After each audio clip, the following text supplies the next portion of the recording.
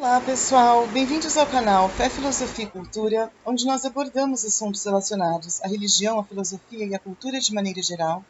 Meu nome é Caroline Zanardo. Eu gostaria de convidar você que não é inscrito no canal a se inscrever, ativar o sininho de notificações, compartilhar este conteúdo com seus amigos, deixar o seu like, o seu comentário, que são atitudes muito importantes para que este canal se torne cada vez mais relevante e alcance o maior número de pessoas possível. Muito obrigada a todos pela compreensão.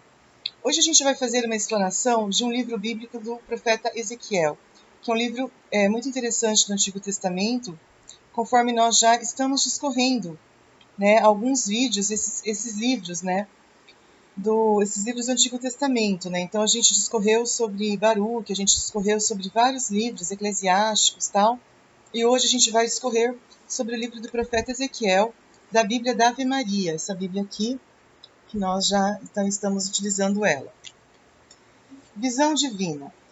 No 30º ano, no 5º dia do 4º mês, quando me encontrava entre os deportados às margens do rio Cobar, abriram-se os céus e contemplei visões divinas. No 5º dia do mês era o 5º ano de cativeiro do rei Joaquim, e foi a palavra do Senhor dirigida ao sacerdote Ezequiel, filho de Buzi, da Caldeia, às margens do rio Cobar. Nesse lugar veio a mão do Senhor sobre mim. Tive então uma visão. Soprava do lado norte um vento impetuoso, uma espessa nuvem como feixe de fogo resplandecente no centro, saído do meio do fogo algo que possuía um brilho vermelho. Distinguia-se no centro a imagem de 4 seres que aparentavam possuir forma humana. Cada um tinha 4 faces e 4 asas. Suas pernas eram direitas e as plantas de seus pés se semelhavam às do touro e cintilavam como bronze polido. De seus 4 lados, mãos humanas saíam por baixo de suas asas. Todos os 4 possuíam rostos e asas. Suas asas tocavam uma na outra. Quando se locomoviam, não se voltavam. Cada um andava para frente. Quanto ao aspecto de seus rostos, tinham todos eles figura humana. Todos os 4 uma face de leão pela direita, todos os 4 uma face de touro pela esquerda, e todos os 4 uma face de águia. Eis o que havia no tocante às suas faces. Suas asas estendiam-se para o alto. Cada qual tinha 2 asas que tocavam as dos outros, e 2 que lhe cobriam o corpo. Cada qual caminhava para a frente e iam para o lado onde os impelia o espírito. Não se voltavam quando iam andando. No meio desses seres divisava-se algo parecido com brasas incandescentes como tochas que circulavam entre eles. E desse fogo que projetava uma luz deslumbrante saíam relâmpagos. Os seres zigue-zagueavam como raio. Ora, enquanto contemplava esses seres vivos, divisei uma roda sobre a terra, ao lado de cada um dos 4. O aspecto e a estrutura dessas rodas eram os de uma gema de Tarsis. Todas as 4 se assemelhavam e pareciam construídas uma dentro da outra. Podiam deslocar-se em 4 direções sem retornar em seus movimentos. Seus asas eram de uma altura assombrosa, guarnecidos de olhos em toda a circunferência. Quando os seres vivos se deslocavam, se erguiam da terra, locomoviam-se as rodas e se levavam com eles. Para onde os impulsionava o espírito iam eles, e as rodas com eles se erguiam, pois o espírito do ser vivo de igual modo animava as rodas. Quando caminhavam, elas se moviam. Quando paravam, também elas interrompiam o curso. Se erguiam da terra, as rodas do mesmo modo se suspendiam, pois o espírito desses seres vivos estava também nas rodas. Pairando acima desses seres havia algo que se assemelhava a uma abóbada, límpida como cristal, estendida sobre suas cabeças. Sob essa abóbada, alongava-se nas suas asas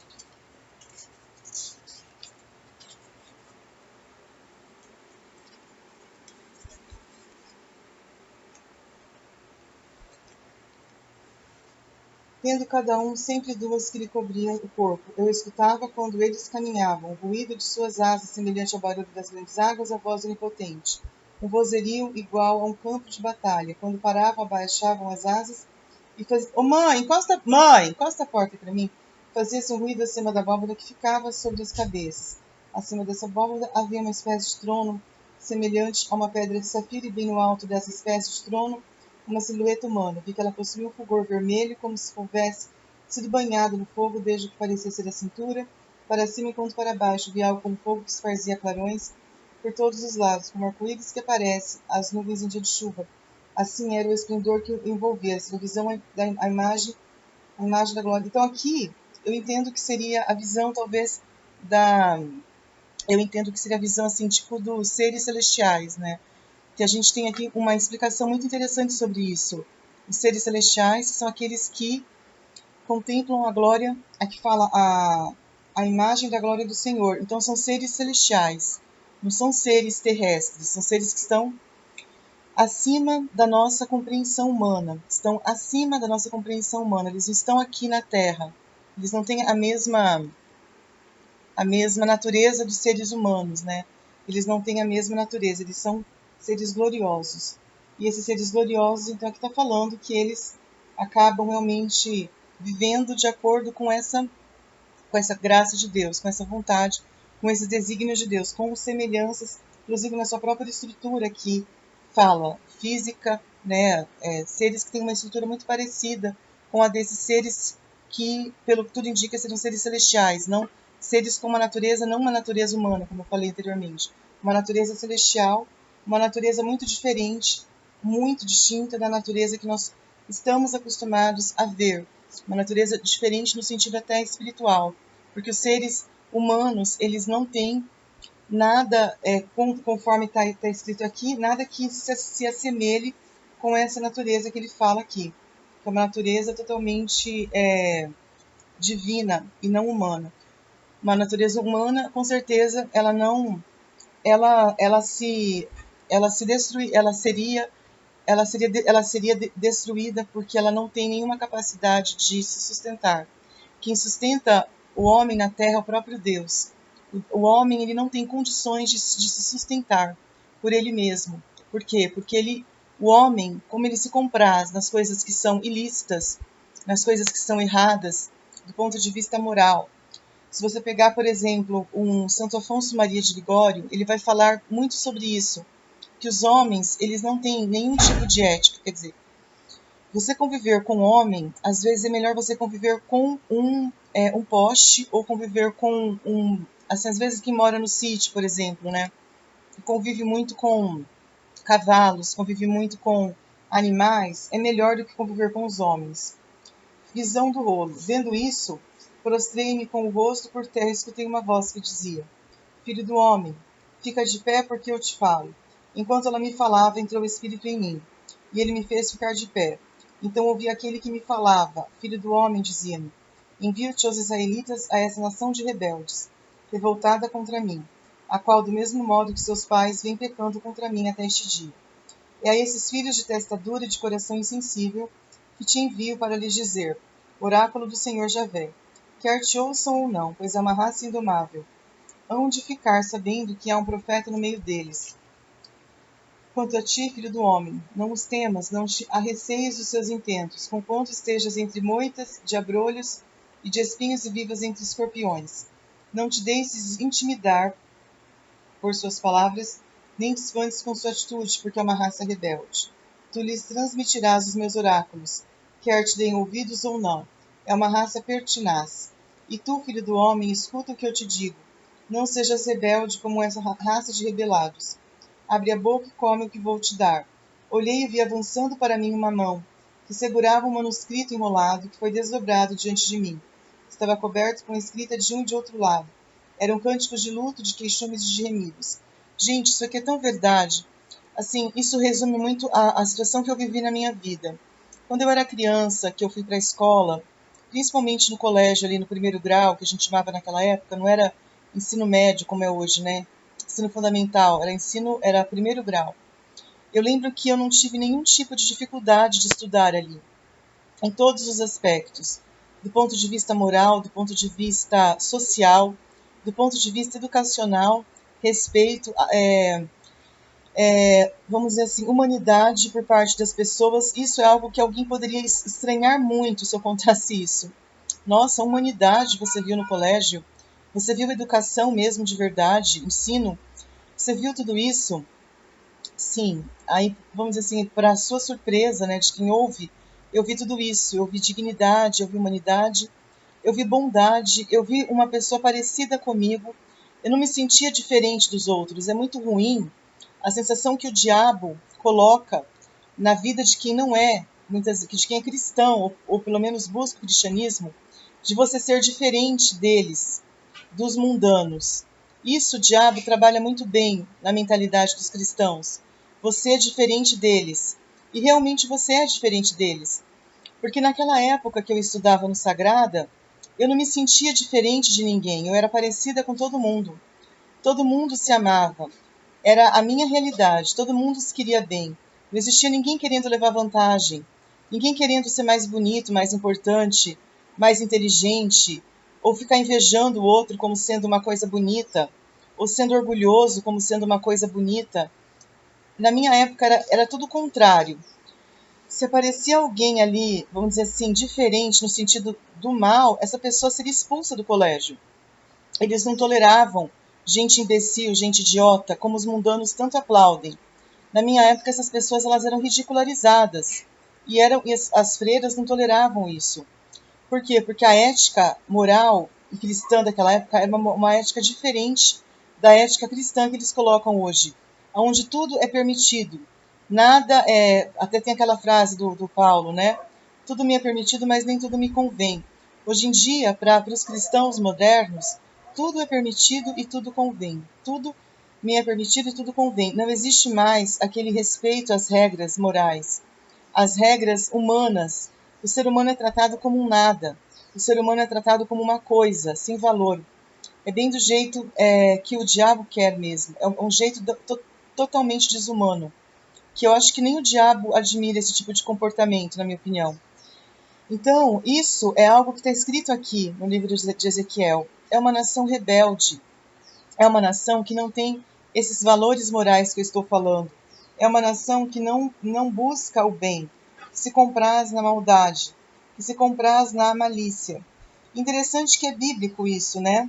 Falar que os homens se comprazem na malícia e na maldade. Mas aqui mostra uma indignação em relação a isso, para que você não seja rebelde, para que você não seja igual a eles. Né? Aqui fala, né? E tu, filho do homem, não sejas rebelde, como essa raça de rebelados. Porque o que acontece? Se você é cristão, você não pode ser igual a eles. Isso não é nem porque você, numa dessas, você vai passar vergonha em todos os aspectos, é porque é uma lei espiritual. Você tem que se revoltar. Jesus Cristo, ele pagava mico, mas ele era revoltado. Ele foi obrigado a ser revoltado. Alguém o obrigou a ser revoltado. Porque se você não se revoltar, não adianta. Aí você vai, o mal ele vai acabar. O diabo ele acaba com você se você não se revoltar. Você entendeu? Todo mundo fala isso, que ele já teria acabado com os seres humanos até. Se ninguém se revolta, se ninguém faz uma oposição a ele. Por quê? Porque os mundanos, eles nunca farão oposição, eles são covardes, isso aí é fato. E daria para sim para fazer as coisas diferentes se alguém tivesse coragem.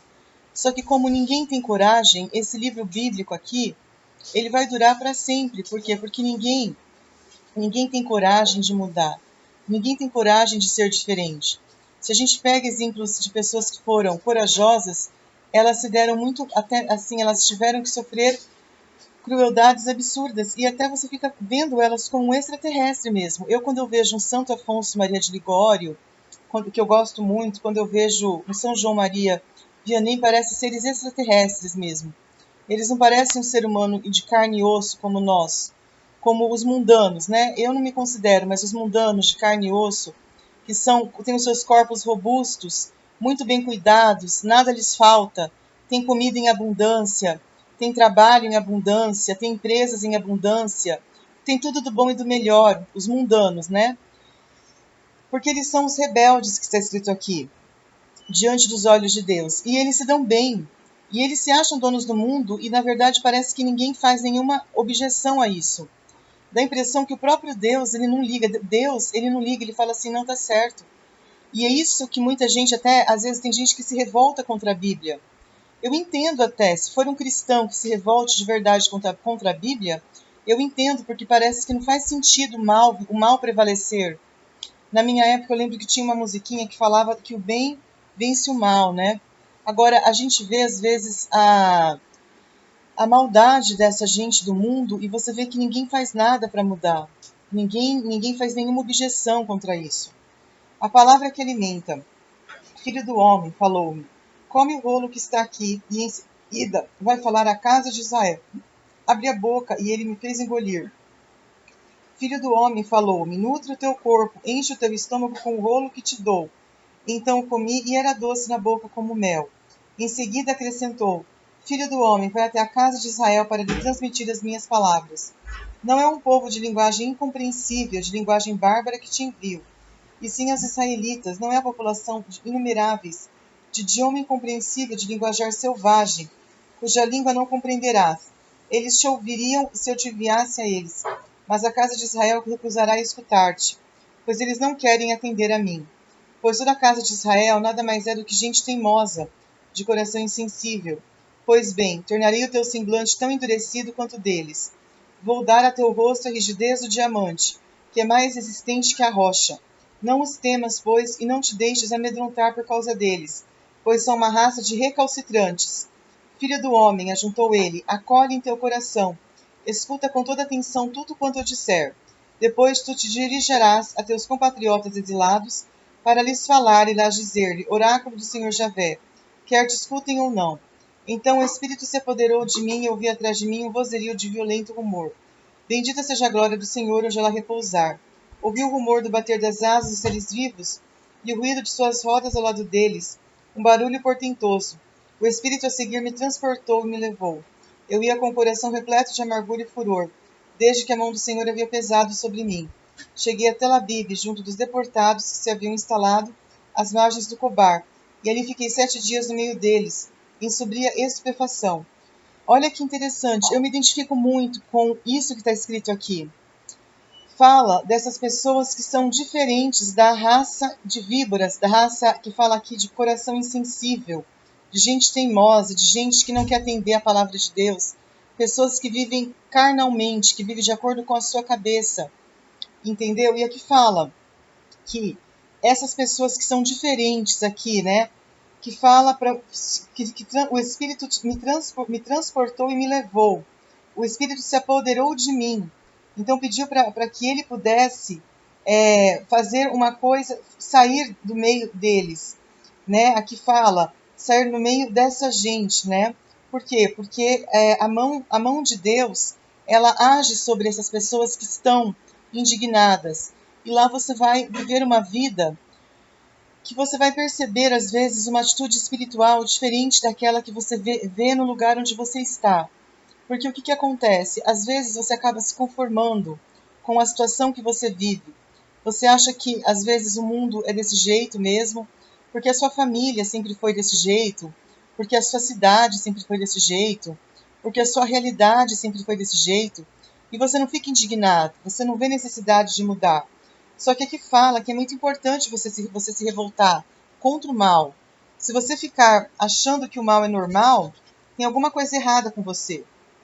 Muito obrigada a todos pela atenção, um grande abraço e até a próxima. Tchau, tchau.